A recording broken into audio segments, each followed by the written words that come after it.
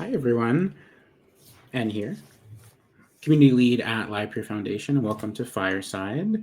Hope everyone has been having a good week as we're resting from the amazing summit we had. I hope, let's get into it. So, for those who are new, here's the QR code to join our Discord. That's where everything happens in the Livepeer ecosystem. So, if you're interested in joining anything we're doing, feel free to scan that. And then this is for the Daydream API, which allows anyone to build any real-time video AI application. So if you're a builder and interested in real-time video AI, please scan that and jump in. There's also a community if you're interested in progressing the frontier of AI innovation. As for community updates, we have two. Just I want to say what the participation rate is. We're currently at 49.6%.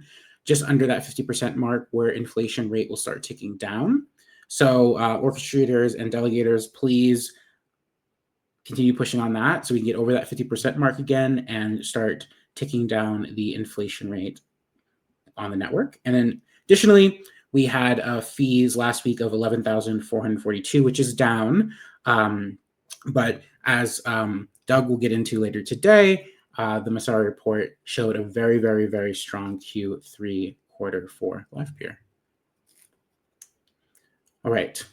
So first up, we have a new person joining the ecosystem. You've already met if you've been in the server, but her dad will have an intro from him. Then we'll have an overview of the Masari report from Doug. And then we also have potentially, they might not be able to attend today, so we might have to push to next week.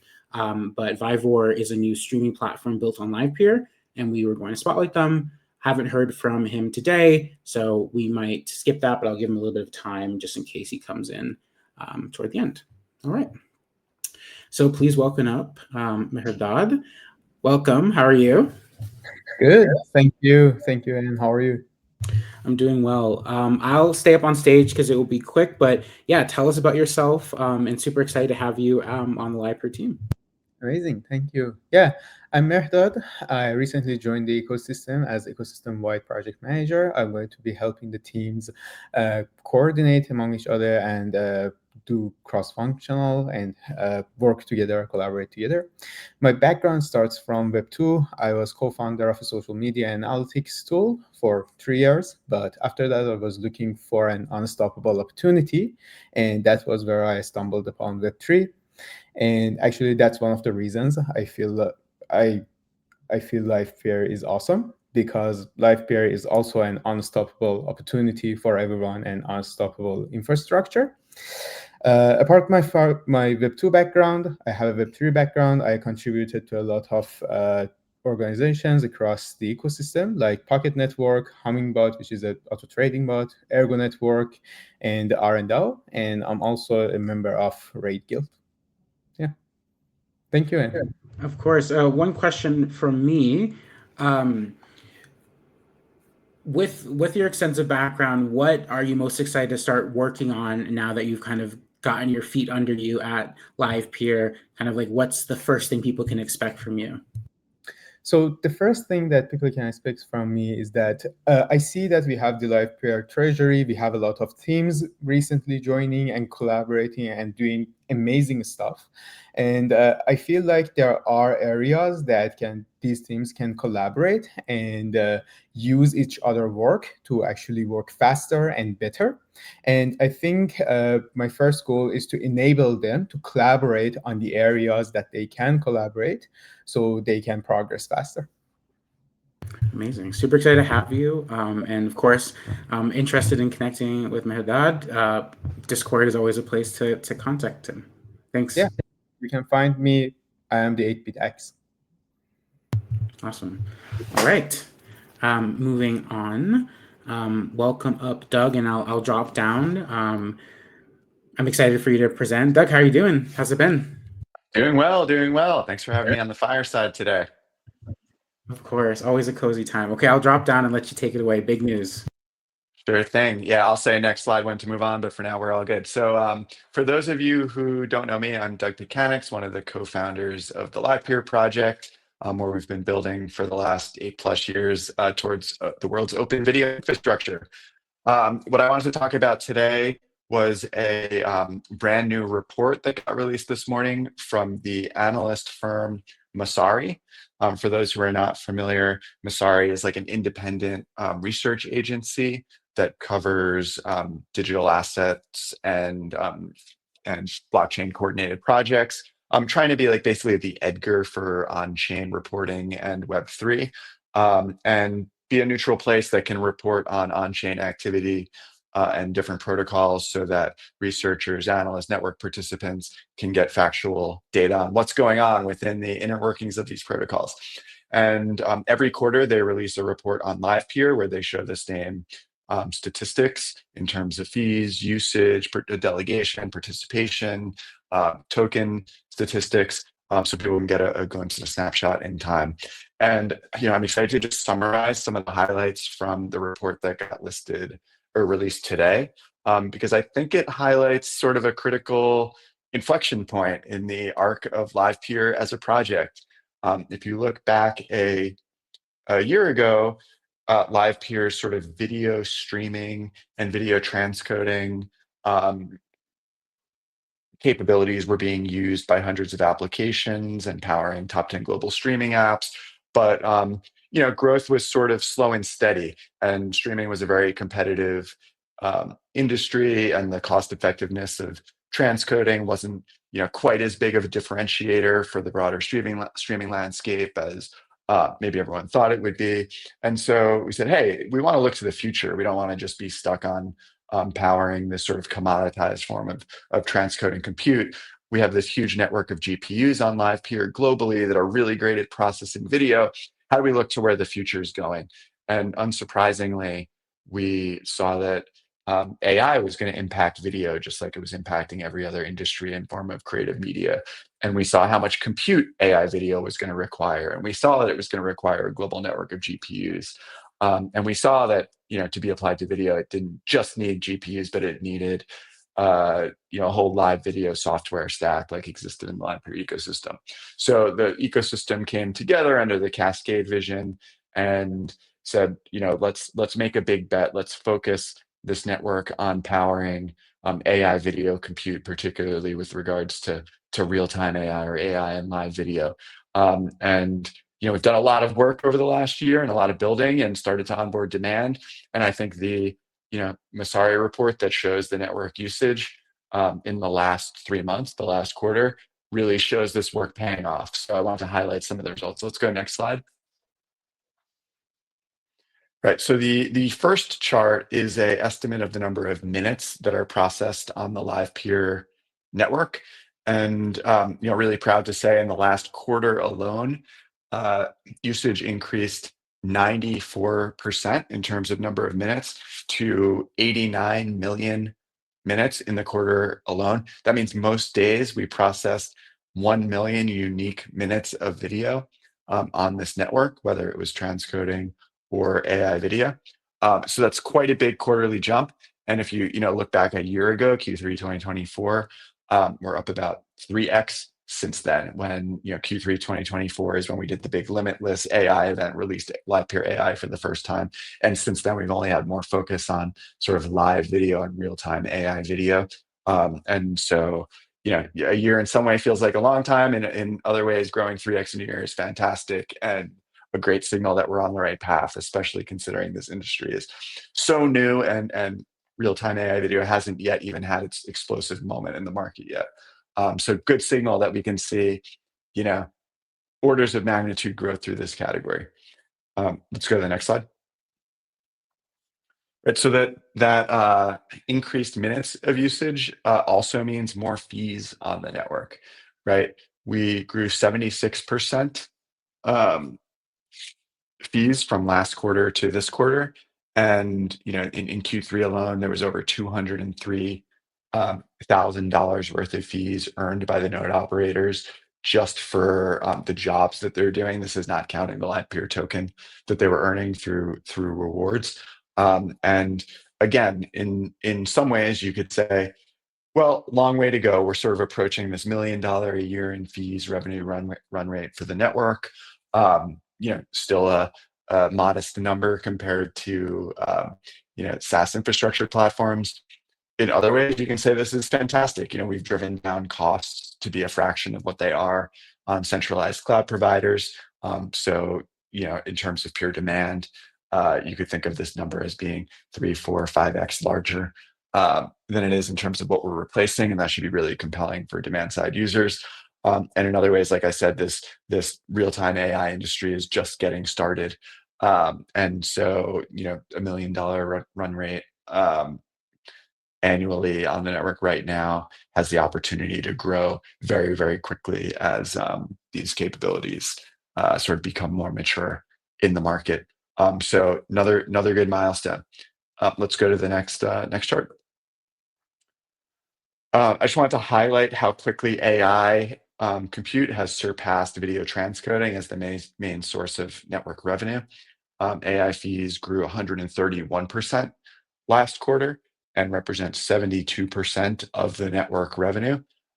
So if you look at this pace actually continuing for even just another couple of months, you'll see how much of the usage is driven by AI and real-time AI relative to transcoding. And again, I think that's a great signal that we're on a path that can actually 10x, 100x revenue in the network in the coming years, as opposed to transcoding, which the network delivers on amazingly well, but was sort of hard to expand the market quickly in terms of how people would buy and integrate that capability. So very, very exciting statistic that sort of validates this focus on AI video and real-time AI. Next slide. Cool. I think this is the last one to highlight. If you read the Messari report, you'll see a little more detail on this, but just sort of giving some color into where the demand is coming from. I encourage everyone to check out daydream.live. It's quickly become a hub for open source AI video experimentation and a large community for that. And Daydream hosts both a playground where people can play with real-time AI and tune the parameters on the latest models and experiment with different inputs like their webcam or songs or videos or images. And then they can, pull knobs and transform and create videos in real time. So that playground drives a bunch of usage, but it also exposes an API that developers can build on top of, including some of the integrations mentioned here, like Touch Designer, a leading tool for creative technologists, has an API integration with Daydream, such that if those technologists don't have their own GPU, they can still run video AI models like Stream Diffusion by using the Livepeer network under the hood to be the infrastructure that powers it. And so these API users are driving usage to the network as well. On top of this, of course, there's testing and scaling capacity reservations to make sure these products are successful, and those are totally valid uses of infrastructure and are driving a significant portion of this fee increase. But these aren't the only sources of demand. The Livepeer Foundation has also been supporting a diverse ecosystem of alternative use cases leveraging the network for both AI and video processing. And you'll see categories like AI agents that are using the Livepeer network to create sort of embodied virtual avatars that are rendered in real time through things like the Agent SPE and their Sarah's Game concept, and the Embody SPE, which is putting embodied agents, conversational agents for people to engage with, talk to, et cetera, that are using the network under the hood. Other categories like Web3 social or decentralized social are driving demand. Streamplace has an integration with Skylight and the Blue Sky ecosystem and using it to power video streaming. The Harmonic SPE has integrations into the Base ecosystem and Farcaster ecosystem as well, powering video inside mini apps in those ecosystems. And so all these things contributing to diverse sources of demand on the network. So I definitely urge everyone to read the latest Messari report. You'll be inspired by all the growth and activity in the ecosystem, and you'll see the numbers behind the story. You can find it on the linked on the Livepeer Twitter, so x.com/Livepeer, or on Masari's website directly. And next slide. Yeah, if you don't know where these sources are, just a quick snapshot on how to get involved. If you scan that QR code, it'll drop you right into the Livepeer Discord. That's sort of the hub for all the connection in the space around the project. It's a great starting point, and everyone's very friendly and can guide you in the right direction. Beyond joining the community, I think there's a great opportunity to participate directly in the Livepeer network. Anyone who gets the Livepeer token and stakes it has the opportunity to earn their share of the sort of increasing number of fees that are flowing into the network, as well as inflationary Livepeer token to increase your network ownership. And those who have GPUs that want to monetize them and actually power real-time AI can do so by running a node on the network or joining a pool. And then lastly, if you're actually interested in creating using real-time AI, check out the daydream.live and try out the playground, and you'll find the resources about Touch Designer's tool and integration. And you'll find the Daydream community as an active hub of participation here. So something for everyone at Livepeer, but hopefully the Masari report gives perspective on all the exciting ecosystem growth. And it's a great read, and I definitely encourage our community to share it around to grow Livepeer to more and more people. So thank you very much. Amazing. Just curious, Doug, if you have any reflections from the last year, because I think we've with this Masari report hit a major milestone of kind of proving your initial thesis. So yeah, I just wanted to hear your thoughts there. Yeah, I'd say the biggest arc over the last year has been really refining on Livepeer's unique value proposition and where we're actually differentiated and have an advantage relative to, like, let's say, every other AI infrastructure company. Because if you look back a year ago, we said, oh, we're a cost-effective network of GPUs. Let's run inference for LLMs. Let's run image generations. Let's do static video generation models. And the Livepeer network did that and can do that. But we're not really differentiated. We don't have a lot of special sauce on that front compared to others, especially when other infrastructure providers are giving startup credits or letting people use it for free in order to gain market share. Our cost effectiveness doesn't necessarily matter that much in that case, right? But where we have collectively realized we have a unique opportunity is AI applied to live video or real-time AI, as we're calling it.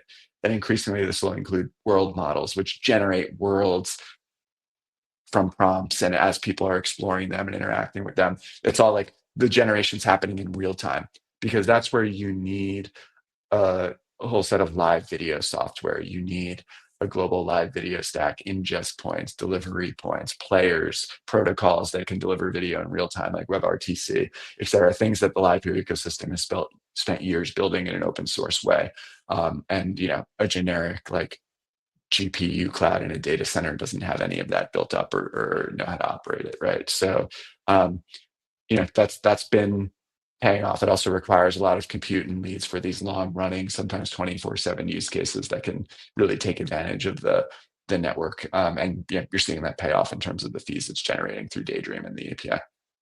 Yeah, incredible.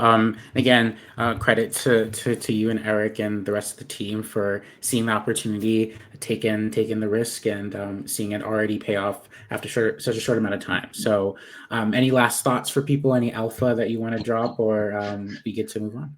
Well, thanks for the credit to me and Eric and the team for seeing an opportunity, but I have to give a lot of credit to the team building the products and capabilities through Daydream, but probably most importantly to our node operators who go above and beyond to like spin up this hardware, bootstrap capacity, configure their machines to add RAM, add GPUs that can handle these models and fit them in memory, share insights about what's working, what's not working. Like, they're hopefully being rewarded through their Livepeer token earnings and becoming bigger and bigger owners in this network. But they are also taking big risk with their time and their hardware and their energy. And it's just such a warm and helpful and welcoming community. And so I'd encourage people that are looking for a home of smart driven people, I'd recommend you check that out and join the community and get started participating there. Plus 1,000, great addition there, Doug. All right, well, thank you again for joining and presenting that, and we'll see you in the future. Yeah. Thanks, and thanks everyone. All right. Yes, and again, huge shout to the community. You guys are great. And if you aren't in the community, you're missing out because everyone's great. A bunch of really smart people who are really passionate about what we're doing here. All right, next slide.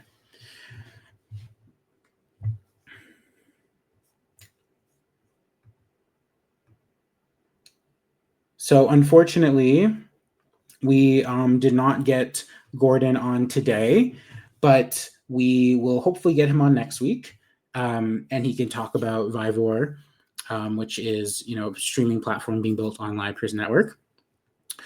Like Doug had mentioned, this is kind of redundant because we kind of mentioned both of these. But again, if you're interested in real-time video AI, building applications, doing anything with real-time video AI, Daydream's the place for you. So scan this QR code and you can start building and also join the community.